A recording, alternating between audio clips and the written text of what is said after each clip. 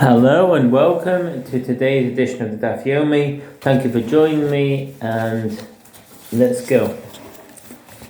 So I'll just read the last sentence of the last Amud. And likewise, by right of the sin of forbidden fat, i.e. the offering brought by one who unwittingly ate the forbidden fat of a domesticated animal, should require libation so that the sinner will not profit. And for what reason does his offering not require libations? So that his offering will not be of superior quality. Accordingly, it might enter your mind to say that since Rabbi Shimon says, in order that his offering will not be of superior quality, when a handful is removed from one of those unfit and from the temple service, the offering should also be valid, as it too is of inferior quality. Therefore, the Mishnah teaches us the halacha in a manner that emphasizes that even according to the opinion of Rabbi Shimon, the meal offering of a sinner is qualified when the handful is removed by one who is not fit. The Gemara asks, if so, then there as well, with regard to slaughtered offerings, let the Mishnah of Vachim 15b teach both the sin offering and the forbidden fat, and of all the slaughtered offerings, with regard to which the one who collected their blood was a non-priest, or a priest who is an acute mourner, are disqualified. And let us say that it was necessary to teach the Mishnah in this manner according to the opinion of Rabbi Shimon, to emphasize that although the sin offering is not of superior quality, and that it does not require that libations be brought with it, nevertheless, it's qualified if its blood was collected by one unfit for temple service.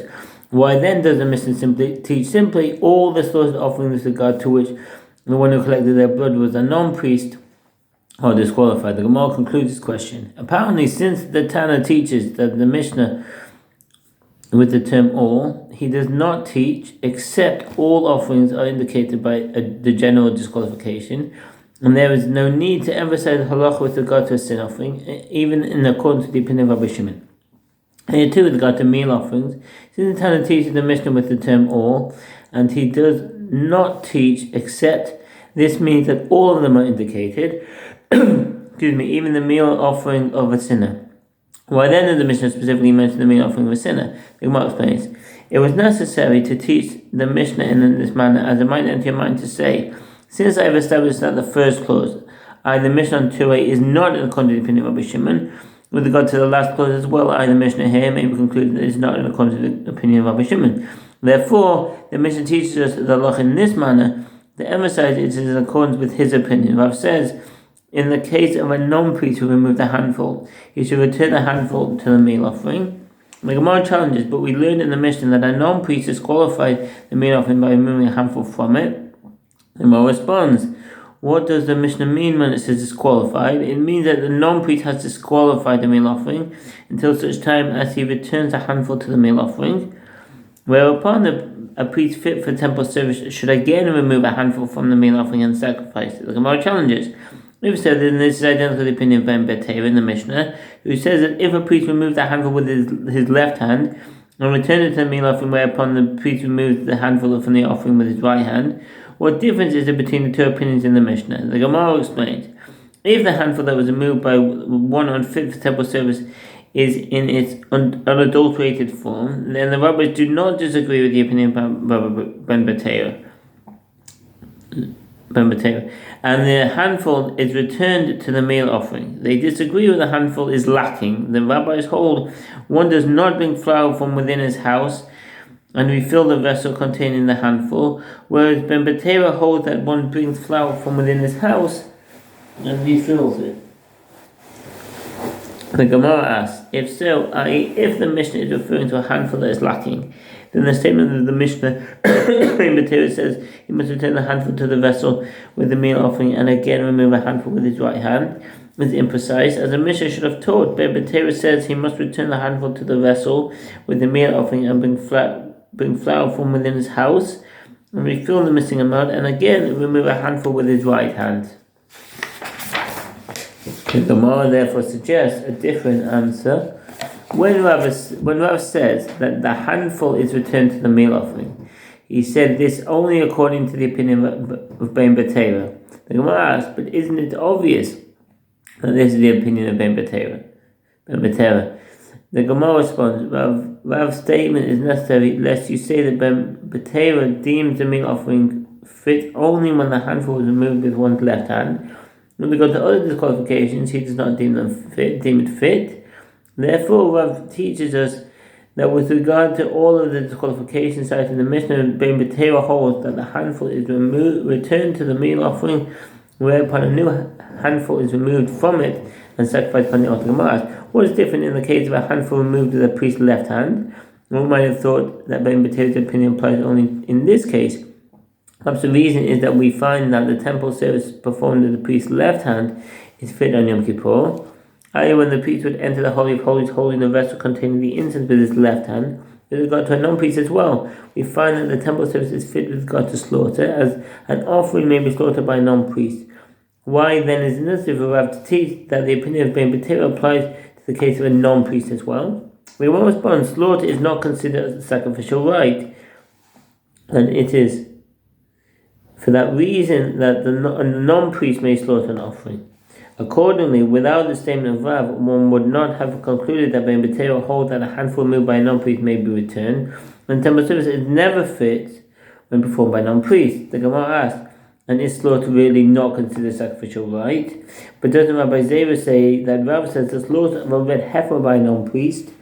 Here was a footnote, Shechidas Par Basar, the red heifer may be slaughtered by a non-priest, but the non-priest is always fit to perform the rite of slaughter. This halacha is in accordance to the opinion of Rabbi Yochanan cited in the Yom 42a, Ram Sefer Vod, Hilchot Pesulim Makdashin, 1-2c Sefer Tahara, Hilchot Paraduma 4-3, and the case of Mishnah there is not valid. And Rav said, with regard to this halacha, this is because both the term Elazar the priest in Numbers 19.3 and the term statute in Numbers 19.2 are written in the Torah description of the slaughter of the red heifer. The term statute indicates that if one deviates from any of the details of the service as delineated in the verses, the service is not valid. The Gemara answers, the halacha and the red heifer are different, as the heifer is considered sanctified for the purpose of temple maintenance. What does that mean? The Kadshe Bedek Habaisi, the red heifer is considered sacrificed for the purpose of temple maintenance. Nevertheless, it's called a sin offering by the Torah. There's disqualifications that render an animal unfit for sacrifice upon the altar, disqualify red heifer as well. Similarly, one who benefits from the red heifer before it has been reduced to ashes is liable for misuse of consecrated property, as well as liable for misuse of consecrated property from the moment of its consecration. That's in the Ram Sefer Vod, Hilchot Me'ila 2-5, Sefer Tahara, Hilchot Para 1-7, and Mahavei Kurkas there. Although the red heifer is called a sin offering by the Torah, see Numbers chapter 19, and in many ways it resembles items sacrificed for the altar, see Avodah Zarah 23b, the preparation is nevertheless not considered like the sacrificial rites of an offering, because it is prepared outside the temple, and its purpose is to purify rather than to appease. Additionally, it is not sanctified as an item intended for the altar, concerning which the sanctity inheres in the item itself, but like an item intended for temple maintenance, not for the sacrifice upon the altar. Accordingly, one cannot derive from the case of the red heifer that the slaughter of an offering is considered a sacrificial rite. And the Gemara asks, but is it not all the more so? If items sanctified for the purpose of temple maintenance require that the performance of rites relevant to them be performed by a member of the priesthood, and then with regard to items sanctified for sacrifice upon the altar, shouldn't they certainly require that their rites be performed by a member of the priesthood?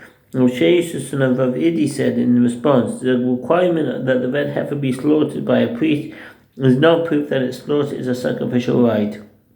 Rather, that requirement is just as it is in the case of examination of the shades of leprous marks, which is obviously not considered a sacrificial rite. And yet the Torah requires that these marks be examined by a member of the priesthood. The Gemara, nevertheless, why was it necessary for Rav to teach that the removal of a handful by a non-priest does not disqualify the meal offering according to Ben B'Tera? That is derived from the fact that there was a period of fitness for rites performed by a non-priest. As before the construction of the temple, it was permitted for non-priests to sacrifice offerings upon a private altar, a private altar. A private altar is any altar that is not in the tabernacle or temple. Although it is generally prohibited to sacrifice an offering outside the temple, there were periods when this practice was permitted, namely before the tabernacle was erected in the wilderness, from the time of the entrance of the Jews into Eretz Yisrael until the erection of the tabernacle in Shiloh. and from the time of the destruction of the tabernacle in Shiloh until the completion of the temple in Jerusalem. And if you would say that we do not derive halachot of the rites performed in the temple from those rites performed on a private altar, will correspond, but isn't taught in the Bible from where it is derived with regard to an item, e.g. the limbs of an offering, that emerged from the temple courtyard and was thereby rendered unfit for sacrifice upon the altar, that if it nevertheless ascend upon the altar, it shall not descend. With regard to an offering that emerged from the temple courtyard, if a portion of it that is otherwise fit for the altar ascended upon the altar, it shall not descend. It is derived from the fact that an item that emerged is valid for sacrifice upon a private altar. This indicates that one can learn the halachot of offerings in the temple from the halachot of a private altar. The Gemara rejects this. The Tana of that Braita relies on the verse. This is the law of the burnt offering, Leviticus 6:2, from which it is derived that any item that ascends upon the altar shall not descend from it, even if it was disqualified. In other words, the verse is the source for the halach of the Braita, whereas the case of a private altar is cited merely as a support for this ruling. The Gemara asks, rather, the reason it is known that Ben B'Tera permits the return of the meal offering of a handful removed by a non-priest is that Rav taught us so. Were it not for this, I would say that with regard to other disqualifications, i.e. other than a handful removed with the left hand, Ben B'Tera invalidates the meal offering. Isn't it taught in the Braita, Rabbi Yossi, son of Rabbi Yehuda, and Rabbi Lazar, son of Rabbi Shimon, both say Ben B'Tera were deemed fit in the case of all the other disqualifications listed in the Mishnah. The Gemara continues, and it is taught in a Braita with regard to the verse, and he shall bring it to Aaron's sons the priests, and he shall remove from there his handful, Leviticus 2:2. This indicates that the removal of a handful from a meal offering may be performed anywhere from the place where the feet of the non-priest stand, i.e. anywhere in the temple courtyard. The Braita continues, Ben B'Tera says that the verse should be interpreted as follows. From where is it derived that if one removed a handful with his left hand, he must return the handful to the vessel with the meal offering, and again remove the handful with his right hand? It is derived from which the verse states, and he shall remove from there, indicating that the handful is removed from the place where he had already removed it, i.e. the handful is returned to the meal offering, and thereupon removed from the same meal offering with the right hand. This concludes the Braita. He will explain difficulty from the Braita, and since the verse is written in an unspecified manner, i.e. it does not mention which handfuls are returned, what difference is it to me if the handful is moved with the left hand, and what difference is it to me if it was moved by means of one of the other disqualifications? The Gemara therefore suggests an alternative explanation. Rather, this is what Rav teaches us. Ben B'Tera holds that if one unfit for temple service remove the handful, it may return to the meal offering even if he's sanctified.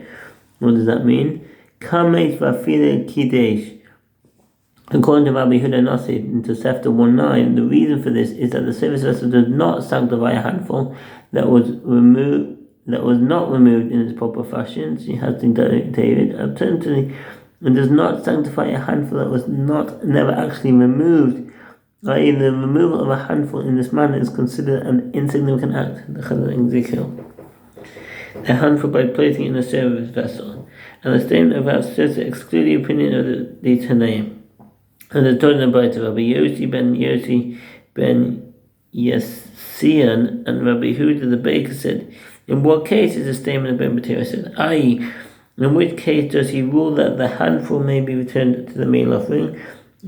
It is in a case where the unfit individual removed the handful and did not sanctify by placing it inside the service vessel, but if he sanctified it and then he has disqualified it, in accordance with Ben B'Tera, it may not be returned to the meal offering.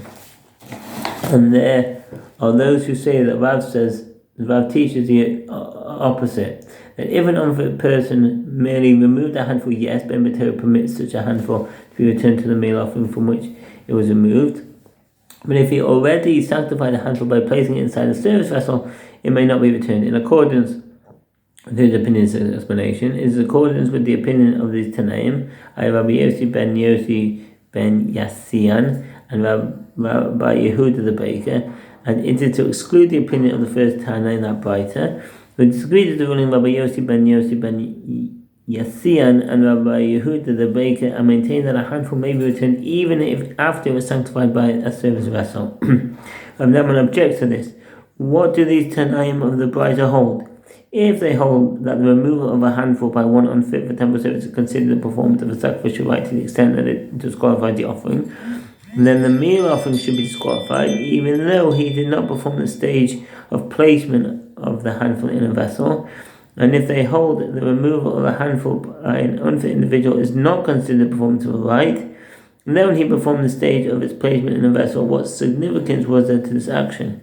He can still return the handful to the meal offering. Rav Naaman reconsidered and then said, actually those Tanaim hold that the removal of a handful by one unfit for temple service is considered the performance of a sacrificial rite, but the rite of the handful is not complete until he performs the stage of its placement in a vessel, as long as the handful has not been placed in the service vessel and has not been designated as a portion to the Most High. Rashi on Zevachim 83a. Accordingly, if a priest